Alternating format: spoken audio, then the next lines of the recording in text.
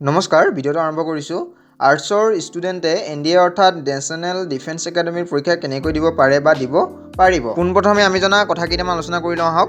আমি সকলোৱে জানো যে এনডিএ ইউপিএছচিৰ অধীনত এবছৰত দুবাৰ আয়োজিত কৰা হয় আৰু এনডিএ পৰীক্ষা উত্তীৰ্ণ হৈ আৰ্মি নেভি আৰু এয়াৰ ফ'ৰ্চত ভৰ্তি হ'ব পাৰি যিহেতু আমি আৰ্টছৰ ষ্টুডেণ্টৰ কথা আলোচনা কৰিছোঁ আৰ্টছৰ ষ্টুডেণ্টে কেৱল আৰ্মিৰ বাবেহে এনডিএ দিব পাৰিব এনডিএ পৰীক্ষাৰ দিয়াৰ আগত আমি কিছুমান বস্তু জানি ল'ব লাগিব যেনে সিলেবাছখন আহকখন এতিয়া আমি সিলেবাছখন চাওঁ তাৰপাছত আৰ্টছৰ ষ্টুডেণ্টে কেনেকৈনো এনডিএৰ কাৰণে প্ৰিপেৰেশ্যন চলাব তাৰ বিষয়ে চাম 21/12/2022 তাৰিখে ইউপিএছচিয়ে এনডিএৰ ওপৰত এখন নটিফিকেশ্যন উলিয়াইছে আহক নটিফিকেশ্যনখন আমি প্ৰথমতে চাই লওঁ এয়া চাওক আপোনাৰ এইখন দেখিছে এক্সামিনেশ্যন নটিছ তাৰপিছত last date for submission of application National Defence Academy 2023 আপোনালোকে এখন অকণমান চাই ল'ব এইখিনি নিজে মই ইমানখিনি গাই নুফুৰোঁ কাৰণ ভিডিঅ'টো বেছি দীঘল হৈ যাব মই যদি গাই ফুৰোঁ মই আপোনালোকক দুটামান বস্তু দেখাম ইয়াত মই ইয়াক আপোনাৰ দেখাবলগীয়া বস্তুকেইটা হৈছে আৰু চাওক কণ্ডিশ্যন অফ ইলিজিবিলিটি এই কণ্ডিশ্যনকেইটা আপুনি চাই ল'ব মই এই কণ্ডিশ্যনকেইটাৰ কাৰণে মানে আপোনালোকৰ চিলেবাছ নটিফিকেশ্যন দেখাইছিলোঁ তাৰপিছত চিলেবাছখন দেখাম ইয়াত চাওক আপোনাৰ এইটো এডুকেশ্যন কোৱালিফিকেশ্যন এই এডুকেশ্যন কোৱালিফিকেশ্যনত আপোনালোকে চাই লওক এক নম্বৰ হৈছে ফৰ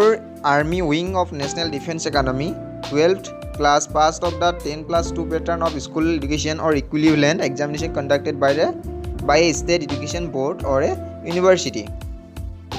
গম পালে এইটো আৰু দ্বিতীয়টো চাওক for air force and naval wings of National Defence Academy and for the 10+2 credit entry scheme at the Indian Naval Academy 12th class pass with physics, chemistry and mathematics of the 10+2 pattern of school education or equivalent conducted by a state education board or a university ইয়াৰ পৰা আপোনালোকে দেখা পালে যে আৰ্মিৰ কাৰণে 12 আপোনাৰ আৰ্টছৰ পৰা হ'লেও দিব পাৰিব কিন্তু আপোনাৰ যদি আপুনি এয়াৰ ফ'ৰ্চ বা নেভিৰ কাৰণে যাব বিচাৰিছে তেন্তে আপোনাৰ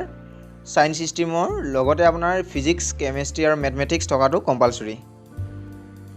আহকখন এতিয়া আমি সিলেবাছখনৰ বিষয়ে কিছু চাওঁ ইয়াত আপোনাৰ দুখন পেপাৰ থাকে এখন হ'ল মেথমেটিক্স আৰু আনখন হ'ল আপোনাৰ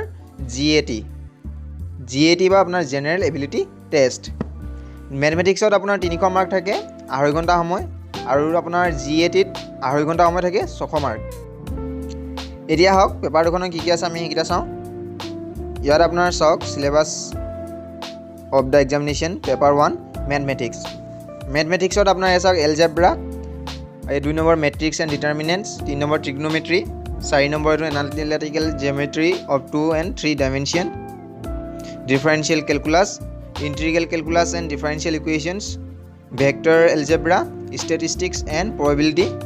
তাৰপিছত আপোনাৰ যোনখন পেপাৰ 2 আপোনাৰ জেনেৰেল এবিলিটি টেষ্ট জিএটি সেই পেপাৰখন আপোনাৰ দুটা পাৰ্ট থাকিব পাৰ্ট এ আৰু পাৰ্ট বি পাৰ্ট এ থাকিব ইংলিছত কি কি আছে আপোনালোকে নিজে চাই ল'ব পাৰিব আৰু পাৰ্ট বি থাকিব জেনেৰেল নলেজত আপোনাৰ ফিজিক্স কেমেষ্ট্ৰি আৰু জেনেৰেল সায়েন্স ফিজিক্সৰ আপোনাৰ এইকেইটা আছে চাই লওক আপোনালোকে নিজে চাই লওক আৰু আপোনাৰ কেমেষ্ট্ৰিত এইকেইটা আছে লগতে আপোনাৰ ইয়াত ছেকশ্যন চি জেনেৰেল সায়েন্সত এইকেইটা আছে তাৰপিছত আপোনাৰ section D history freedom movement এক্সৰে আপোনাৰ ইয়াত আপোনালোকে নিজে চাই লওক ভাগ কৰি দিছে পাৰ্টকৈ ছেকশ্যন ই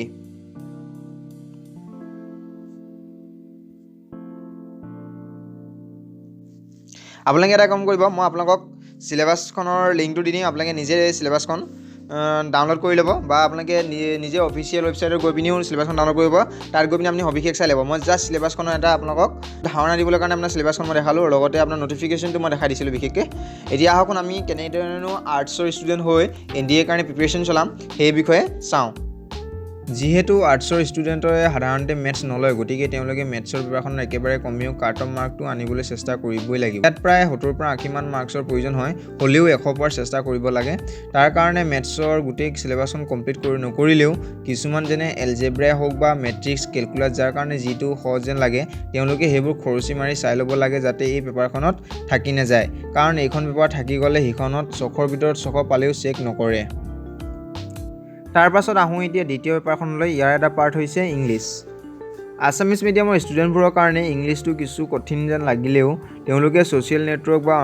অন্যান্য কিতাপৰ সহায় লৈ ইংলিছ ক্লিয়াৰ কৰি প্ৰায় 50টাৰ ভিতৰত 40ৰ পৰা 45টা সমাধান কৰিবলৈ চেষ্টা কৰিবই লাগিব, যাতে 200ৰ ভিতৰত 160 মান পাব পাৰি। তাৰপিছত এতিয়া আহোঁ দ্বিতীয় পাৰ্টটোলৈ। দ্বিতীয় পাৰ্টটো হৈছে আপোনাৰ ছায়েন্স, অৰ্থাৎ ফিজিক্স, কেমেষ্ট্ৰি। ইয়াৰ পৰা বেছিকখিনি আহিব। 50ৰ ভিতৰত কমেও 30ৰ পৰা 40টামান প্ৰশ্ন সমাধান কৰিবলৈ চেষ্টা কৰিবই লাগিব, যাতে আপোনাৰ মাৰ্কটো কমেও 120 মান আহে। ছায়েন্সৰ পাছত এতিয়া আহিলোঁ GK। আৰ্টছৰ ষ্টুডেণ্টৰ কাৰণে মাৰ্কছ উঠোৱাৰ ই এটা সুযোগ। তেওঁলোকে যিমান পাৰে GK ক্লিয়াৰ কৰি ল'ব লাগে, যাতে 50ৰ ভিতৰত কমেও 45টা বা 50টাই সমাধান কৰিব পাৰে। GKত 200ৰ ভিতৰত 180 মান পাবলৈ চেষ্টা কৰিব লাগে। এতিয়া চাওক, আপোনালোকে যদি মই কোৱা ধৰণে মাৰ্কসমূহ পায়, তেন্তে আপোনালোকৰ টোটেল মাৰ্কটো হ'ব মেথছত 100, ইংলিছত 160, ছায়েন্সত 120, GKত 180, অৰ্থাৎ টোটেল হ'ল 560। আৰু NDAৰ প্ৰতি বছৰে কাটৰ মাৰ্ক প্ৰায় 400 মানলৈকে যায়। এইটো আপোনালোকে নিজে গুগলত চেক কৰি চাব প্ৰিভিয়াছ ইয়েৰৰ। ভিডিঅ'টো ভাল লাগিলে লাইক এটা কৰিব, ছাবস্ক্ৰাইব কৰিবলৈ একেবাৰে নাপাহৰিব। কিবা যদি জনাবলগীয়া আছে তেন্তে